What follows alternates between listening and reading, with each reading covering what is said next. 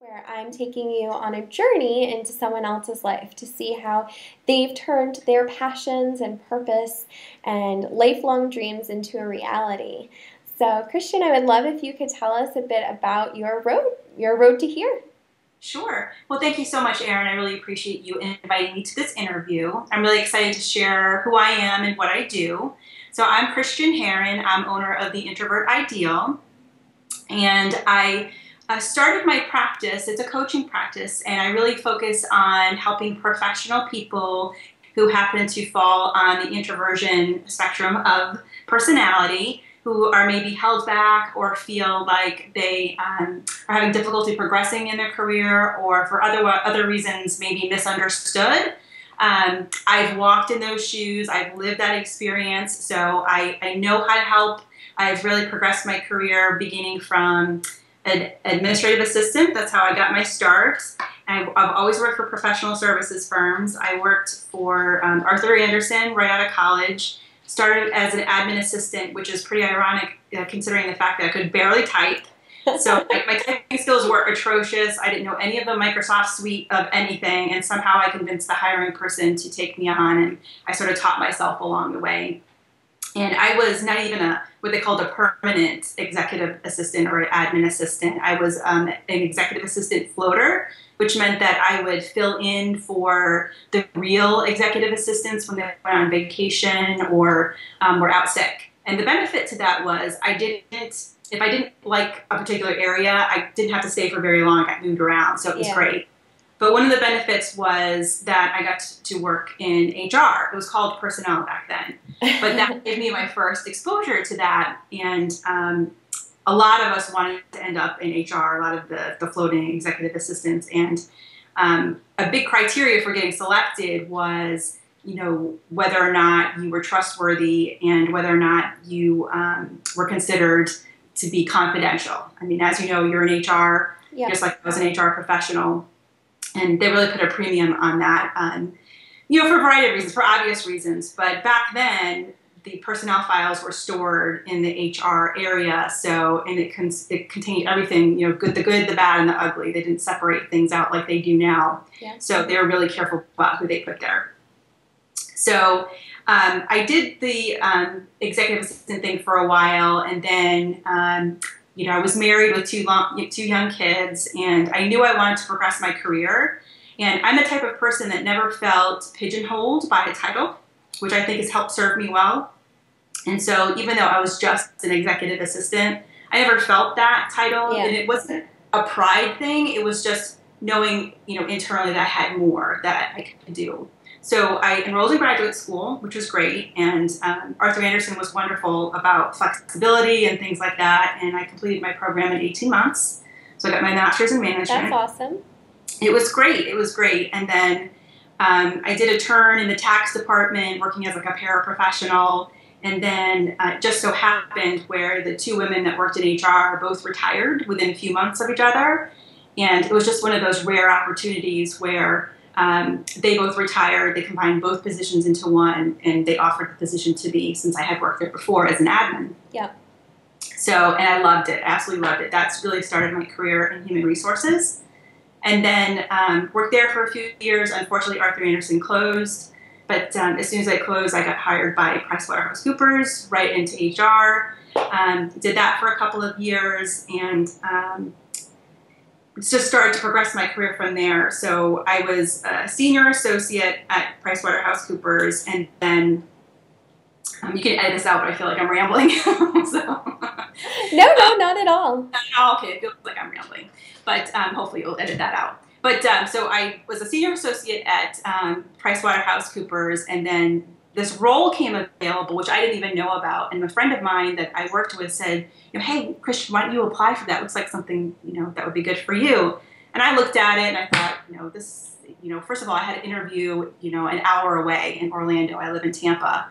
And it just felt like a big waste of time to me because the role was really ambiguous. So I went, and my husband actually drove me, and we went to Orlando. And the whole time I'm complaining, this is such a waste of time. I can't believe I'm doing this. So long story short, I met who was going to be my boss to be, and one of my goals was to be able to work from home. You know, I'd expressed that to everyone. Oh, I wish I could work from home. And at the time I couldn't because of my role. And I met her and we talked, and she happened to live in Los Angeles, and she didn't care where the person that would be working with her lived or worked. So she said, you could work from home, you could work for Tampa, I don't care where you work. Yeah. And I was stunned. And I thought, of course, I thought there's no way I'm going to get this role, right? So absolutely no way. So I ended up getting the role and was, of course, overjoyed. And then for 3 years, I was able to really shape that role and make it my own because it was so ambiguous. My boss really gave me license to kind of shape it the way I wanted to, and she gave me more and more responsibility. Yeah. And, you know, it's all about seizing that opportunity to kind of, you know, help yourself grow and that kind of thing. And again, it was a situation where I didn't feel pigeonholed because I was, you know, HR or admin. You know, I didn't really carry that baggage with me or let it prevent me from applying for other roles. And that's something that I've always coached other people. When I coach people now, I always say, don't limit yourself by what your title is or where you happen to be right now, because you could be so much further along in a short period of time before you know it. So I did that for 3 years and absolutely loved it and got promoted to manager. And then for the next 5 years, my career kind of plateaued. So, which is very common with introverts because oftentimes when we work in an extroverted environment, like most of us do, you know, in the U.S., very often we'll get feedback that we're maybe too quiet or, you know, not visible enough. That's a corporate, you know, kind of buzzword. But it was counter to what I was being told during my individual performance reviews when I worked one-on-one with people. But then at the end of the year, you have like this collective review, and from people who are like maybe 2 people removed from working with you, so they don't always have a good sense of who you are as an individual. So I was always very frustrated with that. But so-and-so said that, so how can you say that? That kind of thing. But that's part of courage too, having the courage to question and say, but that doesn't match up. And so, you know, that I always, you know, coach my clients to make sure that they question and have the courage to respectfully, but say, you know, I don't think you're looking at it quite in the right light. Let's look at it like this. And that's helped serve me well. So, and then an interesting thing happened. I came across an article back in 2010. I was in the grocery store like I normally am, you know, and there was an article in Psychology Today, and it's called Revenge of the Introvert. Interesting. Yeah, Lori Helgo, she's a PhD. She actually wrote the article. And of course, I was drawn immediately to it. I always knew that I was maybe different than other people. Being in HR, you tend to work with, you know, very gregarious, you know, bigger than life personalities, especially like in the recruiting area, because that's their job, right? It's to engage with, you know, hiring managers and hiring people. So I never really felt like an outcast, but I just knew that I was different. But I didn't really identify with the word introversion until I read that article. Yeah. And then it's like a light bulb. I'm like, oh, that's me. That's who I am. You know, I'm self-reflective. I'm quiet, but I'm, you know, I'm also intelligent and articulate and all those kind of things. So instead of feeling like things were wrong with me, I started to identify everything that was right with me. And that was a big confidence boost. Oh, I like that. Yeah. And what I did is I used it as an education opportunity for the people I worked with and said, hey, here's this article. Is it okay if I present it to our next meeting? And I could see the nodding of the heads as I was speaking in the group. And it was not just out of politeness, but I could really feel that, you know, it was really resonating with people in the room, that they finally understood where I was coming from, that I wasn't intentionally, you know, reserved. That was just my natural personality. It clicked. It really clicked with that. And then over time, that sort of gave me confidence to really use my voice. And that's really where my passion is now, is helping introverts to find their voice. Because a lot of people are reluctant to use it. A lot of us wear these social masks of, you know, being extrovert-like, but we're really not. And it's not sustainable for very long for a variety of reasons. So I really counsel people to really tap into their natural talents. And eventually they will get noticed for those things, even though, you know, it takes time, but it really benefits them in the long run, like it did me.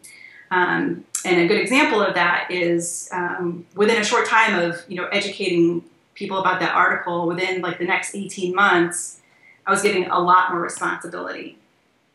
And they actually made me the acting HR director for the IT group, which was great. It was a great responsibility and a great honor to be given that. But the ironic part was the person who was doing it before was doing two jobs, essentially. She was doing the U.S. part and the global part, and she didn't have time to dedicate to both. So she moved over and focused solely on global. I picked up all of IT, which was about 600 people, but then I also had my HR manager job. So I was doing two jobs too. So, and I know that's very common in a lot of places of, cost containment and that kind of thing. But I did it for 7 months, and I was traveling a great deal. I was away from home a lot. And, I remember being in the airport, and the airport is, traveling is fun when you can travel with colleagues, but most of the time I traveled solo. And very often when you're at the airport, you see families and children, and then you start to feel homesick because it's like, oh, I want to be on vacation. I don't want to be at work, that kind of thing. And I didn't feel like I was using my talents to be of help. Like most companies, the company that I left was going through lots of restructuring. They had a huge reduction in force a couple of years ago. So I constantly felt like in the mode of helping people walk out the door instead of developing people. It's very, very hard. And I don't care how long you've been doing human resources, it doesn't get any easier. Because human beings are creatures of habit, and they're very used to driving the same route every day, sitting in the same spot, eating lunch with the same people. And when you lose your job, that whole world just explodes.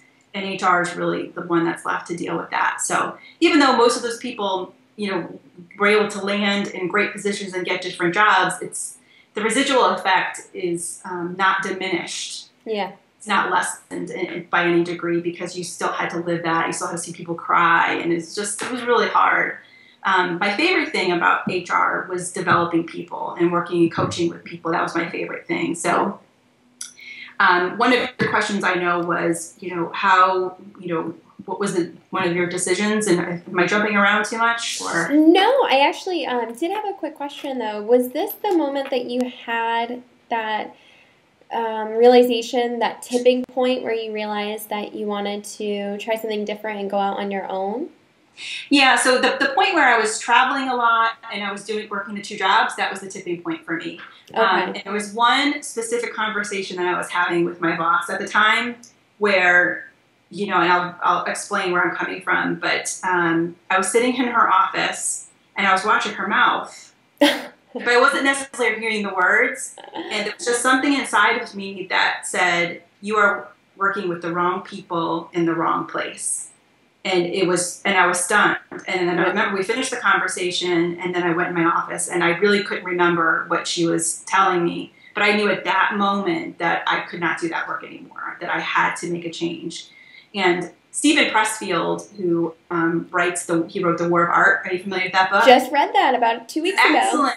Very good. Great book. I love that book. And he really describes an epiphany, and I think probably the best way I've ever seen it, which is, my prior belief of what epiphany was that the clouds would part and angels would come down and they tell you exactly what you needed to do. And it's not like that at all.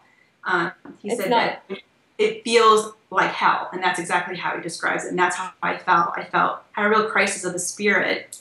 And I remember laying in bed that night going, what am I doing? What am I doing? What am I doing? Yeah. But so that was the turning point for me. But backing up a couple of months, back in January of last year, February, I'm a big reader online and offline, lots of books. And I don't know if you're familiar with Jonathan Mead. He writes a site, or he has a site, it's called Pay to Exist. Oh, and yeah. his whole business is about helping people leave their jobs and do the work that they love. So he has all kinds of free stuff. He's great if you readers want to check him out. But one of the things that really resonated with me that he said was that when he committed to leaving his job, he put down a date. So I did that too, and I totally forgot. But there's something that happens. There's something that gets activated in your... Ooh. Oh no, you froze. Are you still there? Your subconscious, I think, when you do that. That's why you see me? Oh, no, I can. But we missed so you said that there was something that activates in your subconscious. That's all I got. when you write things down, Yep. it really activates something in your subconscious. You may forget about it in your conscious mind, like I did, because my date was November 1st. I wrote down I will leave my job by November 1st. I completely forgot about it. I was dealing with the stress of working 2 jobs and traveling and being away from home a lot. And then as I got closer to when I made the realization that I could not do that work anymore, my actual resignation date was October 18th. That was my official date. So it was very close to November 1st. It was actually 2 weeks. How funny. So it was wonderful. And then as I was submitting my resignation, I thought, oh yeah, I remember I wrote that down. I wrote November 1st down. And it was really neat how, that things worked out. Like people say, if you set an intention, don't worry about the how will kind of take care of itself. So that's how wonderful. I got started. Yeah. It makes me think of Gabby Bernstein, who's always talking about manifesting your desires or your dreams, and how you can't always force things, but sometimes just putting it out there in the universe can help you take it those extra steps. That's actually that's great that you said that. And what most people struggle with, what I struggle with, is trusting that, because myself, my nature, I want to be able to control everything, and this is happening and that's happening. Yeah. But I was actually really fortunate because leading up to my resignation, like most people, we are a 2-income family, and my husband's like, "Are you sure? Is this really going to work out?" Yeah. Like, don't worry. We were able to take care of a lot of financial things before I actually left. So that was really a blessing, and things I think worked out the way they were supposed to really enable me. Like you said, your example of timing earlier, it's really about timing, and that if I don't do this now, I'm probably never going to do it. It's like most people, if they get burnt out with a job, what do? They'll go to another job, and they get burnt out to another job. So trying to avoid that. One of my favorite mantras is trust the journey, and it's a hard one, especially for type A perfectionist, which I'm recovering from still, but I love that you walk us through all your different changes and how you essentially created your own career. Like, you didn't start out necessarily in a development program in HR, which is where I started out, but you really built it up for yourself. And I think that there's a lot of lessons in that, and the fact that you never felt pigeonholed, like never letting a title define you, and rather than that, learning about your strengths and using those. I think that's a really big lesson. I'm wondering, throughout all of this time and all of your journey, and especially the step towards creating the introvert ideal, what inner power or belief helped you keep going and stay committed?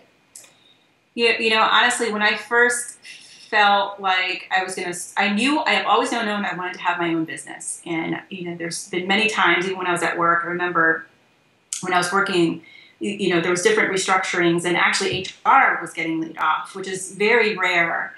So that was the additional challenge, where I was watching my colleagues leave and the fear of me losing my job. And I remember, hearing the announcement and then going back to my office and kind of, having a fit and slamming my drawer and saying, I should run my own company. I should be running my own company right now. So I always knew that I had that, but like most people, I didn't know how or what.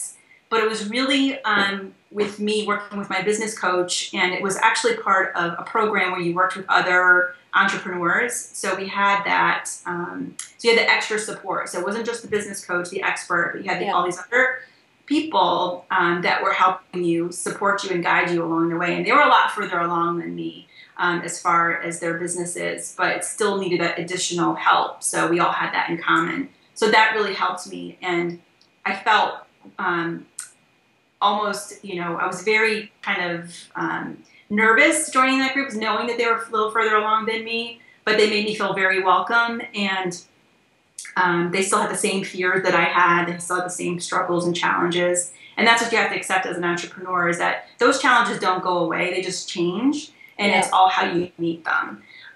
But probably the biggest thing that I got from working in that group and doing different exercises was defining my niche, which is very important when you're a coach. So I'm a coach that specializes in helping introverts, because I'm one. I'm a proud introvert.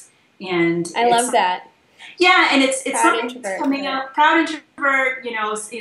I commented on one of my posts or one of my Facebook page that I have a website, and one of the search terms, because you can see the search terms people look you up, and one of them was rebellious introvert. And I love that. I absolutely love that, and I broadcasted that to the world because I think that really encapsulates who I am. Because like I said, I've never felt beholden to a certain title or let that prevent me from progressing. So, but that's a niche that really resonated with me. I knew that I didn't want to be all things to all people. I wanted to be of service in a way where I could really share my experiences in a very real way and say, I know how you're feeling. I've been through it. Here are some things that have helped me, and kind of help them along the way. So. You actually, it's perfect. You answered two of my questions. So it seems like really having the courage is a huge, inner belief that helped you not only take on all those different challenges. I mean, moving around as an executive assistant is interesting. It's a very unusual way of going about something, but I think it really shows that you are up for constantly being challenged and different changes and things like that. Yeah. And then you mentioned about the business coach and the community that you found and how that was a resource that helped you gain confidence and knowledge. And so anybody that's starting out or contemplating a career, changing to become an entrepreneur, you need a support system. Yeah. You can't always rely on just your family, because even sometimes your family will say, "Are you crazy? Why are you doing that?" And unfortunately, I have good support in my family. My mom's a huge supporter. My husband's a good supporter. And then I have this community around me that is very supportive. And a good way to test that is when you actually have the courage to launch whatever you're doing. It may not be perfect, but it's really taking the steps to put something out there and get the feedback. You can always readjust, and any business owner will tell you that there's always different iterations of their web page or of their business or their products or their services. So don't feel like you have to get it perfect right out of the gate. I think I struggled with that for a long time. I struggled to push launch for a long time because I wanted to be perfect. Before I go on to my next question, can you just tell everybody who the business coach was that you used? Sure. My business coach was Jack McNeil. Okay. She actually lives in Nova Scotia, so she's Canadian, but she's a very well-seasoned business coach. She only works with solopreneurs, women solopreneurs. So, and she's very, she works with a lot of integrity. She pushes you where you need to be pushed, but she really holds space for you to really grow in your business in a way that's aligned with who you are and what you want to do and who you want to be. So it's really great. I love that. Thank you. So one thing that you did touch on, but I would love just to hear a bit more about, is the actual fears that you had maybe within the last, around 2010 or so, when you started realizing that you were open for a change and you were thinking about moving into something on your own. Yeah.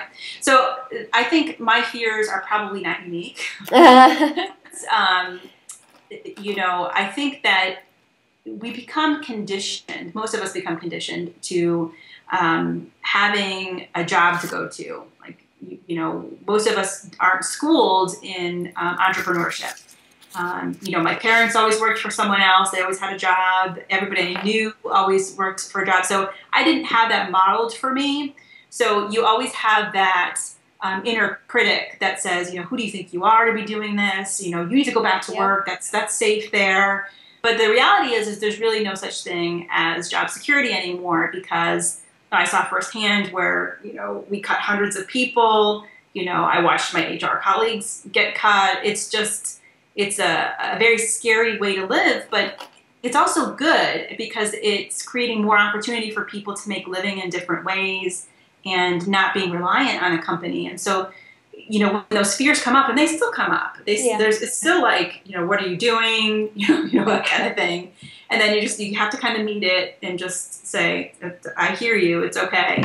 and then just, distract yourself and do something else because, your ego exists for a purpose. It exists to keep you safe. But, the real person, the real person that you're supposed to be is always, kind of fighting to get out. So I love that. I like that you say almost it's okay to acknowledge that they're there and they're meant to be there. I think a lot of people feel like fears are meant to be battled or broken through, and it's natural. It is natural, and I'm a big supporter of Danielle Laporte's. She talks about fears or in procrastination. She said sometimes you really knew there's a reason you need to hesitate. So all fear is not bad. So it's just learning to recognize what message is trying to give you. I think we have the same library. Yeah, you probably do. You probably do. It's all good, and I think it's you and I are part of this movement of this momentum of women collaborating and supporting each other in our businesses and things like that. I think it's wonderful. So many people have said to me in the past, especially when I worked a 9-to-5 job, who would ever hire a coach? They couldn't understand it. And, a coach is no different than any other mentor. Yeah. Because we keep people accountable and we have a real investment in the person. So that's really the difference, I think, as far as why people would, want or need a coach. People have mentors all the time. They may not call them a coach. I almost take umbrage to the word coach. Me too. And I struggled for a long time. You do too. So many coaches I know, they struggle with that word. And I was talking with one of my coaches I actually coached with, and she said, well, maybe you can come up with a different word, and it would be wonderful to think of a different word. And I'm not sure what the hesitation I have with it is. And I think because of the sports reference, I think that kind of thing. But it's something that's easy recognizable. That's why we use the term coach. So, but it's, I don't know, like a guide or advisor almost feels better, or a mentor. But, most people really identify with the word coach. I think we're stuck with it for a while, but hopefully the industry will come up with a new name. Yeah. So it's been great learning about not only your path, but the inner beliefs, the inner fears, the thoughts that helped propel you forward. So now actually taking a step back and seeing where you are now, how did this change of, jumping into this new lifestyle, this new career, have ripple effects in other parts of your life? I feel really lucky. And I know that sounds trite, but, I'm doing what I love to do, which is I love to write, I love to read, I love to research. And I love to reframe. I love to reframe people's perspectives, and I think that's what helps make me a good coach. And sometimes I have to remind myself just the amount of freedom that I have. I still work a lot. Yeah, most of these don't work a ton because there's so many things we have to learn. We're teaching ourselves marketing and all those different things, but like in the middle of the day, if I want to go meet a friend for lunch, I can go meet that friend for lunch, or I can go to the grocery store, or I can, I have just so much more freedom, and I have the freedom to build my day the way I want to build it. And, I mentioned that I'm a mom, so I have the ability to structure my day around my children's schedule when they come home from school, and it's nice to be available, especially my youngest son when he comes home from school, because for so long, I worked, from the time that they were little, and they were always in aftercare. So it's nice that he doesn't have to experience that anymore. He can come right off the bus and come home and have a snack and do his homework. And it's better for everybody all around because we're not, I'm not working, picking him up at 7 o'clock and then doing homework and dinner and all that. So I feel very lucky. Yeah. I think that's one thing that people don't always realize when they give up maybe the stability of a steady paycheck or a normal job is that the freedom, the liberation, that fulfillment that you get, it really trickles into all these different areas. And it's so interesting to hear. And I love when you talk about family. It really does make a difference. When you make it, I've had these conversations with friends, we would often say, oh, I wish we could invent something or, create a business at something, we'd have those talks all the time. And then I said, one day I just spoke up and said, well, what if we had no choice? Like, God forbid, what if, one of our children was sick and we couldn't work? What would we do? And, for some people, that's a real reality. But, one thing I wanted to touch on for anybody, contemplating, especially from two income families, it's if your income is just a number, and I don't want to minimize, people's survival or anything like that at all. But in my personal situation, when I really broke down the numbers, it costs a lot to work because you have to factor in gas and daycare and dry cleaning and lunches out and buying clothing. I mean, all those things. I mean, there's actually a cost to working. And when you cut all of that stuff out, you'll be surprised how much you save. And it takes the pressure off how much you actually have to earn. And there's all different ways that you can kind of cut and make it work. You can make it work if you are really driven to. And like I said, we paid off a lot of debt before I launched the business and that kind of stuff. And you have to be practical. And some people need to work a job and then kind of start their business on the side. And I have tremendous respect for that as well. I just knew in myself I couldn't be that kind of person because, it all depends how you can divide your attention. I knew that if I was still at work, I'd be focused at work and I wouldn't be able to focus on the business. And so it's a hard balance, and it's a very hard balance. It's one of the things I believe in most is that we all need to just make it work for ourselves, and there's it's not judging, it's not harmful, it's just living your life. And right. Yeah, and and they're just it's hard to really for me to articulate this, but the benefit that you get from really deciding to focus your life around your family instead of focusing your family around work. I mean, the benefits for me have just been, it's paid dividends 100 times over because I have more time, I have more patience, more energy. I feel more present, I guess, in a way. I'm not stretched in a million different directions. But we've been so conditioned to be like, oh, I have to do this, I have to do that. And some people really thrive off of that, and they love, that type of situation. I'm not one of them. So I feel like I don't have 3 jobs anymore. Now I just have 2. So I have to ask, have you read The Art of Nonconformity by Chris? Starts with a G. Yeah. Same library. Yes. I haven't read the book, but I'm a big fan of his website. I read most of his blog posts and things like that. But yeah, I have, that's on my list of things to read. I'm halfway through. It's funny, I've never been on his site before, so I'll have to check it out. But his book's amazing. And too bad you're in Florida. I would just hand it off to you. What's that? I said, too bad you're all the way in Florida. Or I just hand it off to you and let you borrow. Yeah, no, that would be great. One other book I want to mention too, is a book called Graceful by Seth Godin. Are you familiar with Seth Godin? I am, but I don't think I've heard about the book yet. Yeah, so he's written lots of different books. He's written marketing books like The Purple Cow. Lynchpin is probably a really well-known one. But, I'm a big Kindle reader, and I came across, because they recommend books for you, and it was very short, for like 45 pages. And I love his style of writing because he says so much in very little. He's very succinct with the way he writes. But, he describes, modern workplaces as like factories. It's true. And people are like replaceable cogs, and he really counsels people not to be a replaceable cog. But what he said is that, the industrialization of companies is really changing, and we have to be positioned to meet it. And what's really needed now is to be kind, to be generous, and to be graceful. And I actually wrote a blog post. Yeah, I love that too. And I actually wrote a blog post about that. It was a book review. And I thought, well, who better than an introvert to really embody those characteristics? Yeah.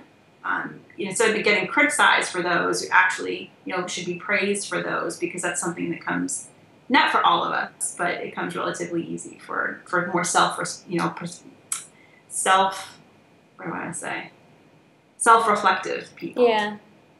Well, I think that also touches upon something that you've talked about, and that I think is going to be a big shift in the next century. Is this idea of connection and, kind, generous, graceful. Those are things that are within our capability, but really affecting those outside of our own being. And I think that's such a huge focus for all of us, moving forward. Yeah, no, I agree. I mean, a connection is really key. And I think that most companies, just by way of, they sort of been seduced by cost savings. Yep. That they really start to dehumanize the workforce. And it's like, oh, well, we can cut this person or that person or this entire group of people in the name of cost saving without thinking of, the human impact. So I don't see that way. Sorry? It'll be interesting to see how this changes. I know. So I'm really excited. I hope things really, I really feel a big shift, especially around introversion. And I think because, there's less and less stability in companies, people are starting to realize that, hey, walking the traditional path or climbing the traditional ladder no longer works. Yeah. So I might as well embrace who I really am. So there's a return to the focus of the culture of character versus the culture of personality. So that's what I'm really hoping. I borrowed that from Susan Cain, by the way, who wrote the book. I love that. So Susan Cain is another of your introvert fans. That's a wonderful book. It's a book called Quiet, The Power of Introverts. It's a really, really good book. And it's a very balanced book, too. It's not, one way or the other. She really tries to balance both personalities. And there's even personalities right in the middle called ambiverts. And what I learned is that, we are neither completely one thing or the other. Your personality resides on a spectrum. So, and it can move up and down. I think the more life experience I get, the more towards the middle I get, closer to more extrovert. But then it can slide back and forth, and it's true of anyone. But I think the important thing is for people to realize that, if you're born with a certain personality characteristics and you don't need to be fixed, there's nothing wrong with you, and you just need to learn to adapt. That's all. Yeah. So my last question is, do you have any advice for those that are hesitant of leaping or hesitant of taking on their dreams? Yeah, I would say, just going back to my earlier point of knowing that there's really not too many positions that are stable any longer, is really to be open to the fact of trying something different, not necessarily to leap full time if that doesn't make financial sense for you, but to really start to look around and kind of test the waters while you're still working to see if there's something else that you could possibly do. Chris Guillebeau also wrote The $100 Startup. I have that book. I haven't read that one yet. Yeah, it's great. Lots of great ideas. I mean, he purposely interviewed hundreds of people that started businesses for under $100. So it is possible. But so much of our culture is really needs like a mindset shift. So my advice for anyone contemplating that is just to read. There's so much research. There's so many tremendous books. Chris Guillebeau's book is one. I'm a big Eckhart Tolle fan. The Power of Now is another good book, especially if you're in a position where you're in turmoil. It's really helpful just to kind of absorb some of his readings to help you put things in perspective, so you kind of suspend that uncomfortableness for a while. But yeah, I mean, I think that if you really want to start your own business, you will know when the right time is. For me, it happened to be that epiphany, and it came after working, 10 years in HR here in Florida. And it, may not be that length of time for other people. I think the younger generation, in my opinion, has a little bit easier because they're not growing up in a time where they were told if you get this degree and work for this company, then you're set for life, like I was. So I think that, they want to move around, they want to do different things, and, a little bit more of a benefit. But yeah, and it's never too late. I mean, I have people in my group that are a variety of ages and, are starting, second, third careers. So just be open-minded, I guess, is my best advice. I like that because I especially like how you look at the economy and the hardships that many people may be facing, or the struggles that the entire society is going through, as almost liberating and a time to open your mind and be more willing to try something new and to redefine yourself or to figure out who you really are. Yeah, and another thing, another unusual feeling is going back to how I feel now that I have my business, is sometimes I feel a little guilty because I have so much freedom, and it's, you know, and I see, you know, former friends that are still in traditional work environments, and I feel bad because I'm really happy, you know, and I think we're just conditioned to maybe feel bad, but hopefully that's infectious, and that will cause them to think, hey, maybe I could, you know, do my own thing. So that's how I reframe that for myself. But those feelings do come up sometimes. Well, thank you so much, Christian. I really appreciate your time. Thank you so much. This has been great. I really appreciate it. Can you tell everybody where they can find you? Absolutely. So if you are looking for help and you consider yourself an introvert, then please feel free to reach me at www.christianmarieherron.com. That's where my website is. I also have a blog. And if you like, I have a subscriber list and send out newsletters. So if you're looking for more information, I'm always reading things and happy to pass on what I learn. Well, thank you. This was wonderful. Thank you so much, Erin. I appreciate it. And I know that your story of living your passion and your purpose will be another feather of inspiration to be added to those that are hesitant to fly. So thank you. I hope so. The more of us, the better.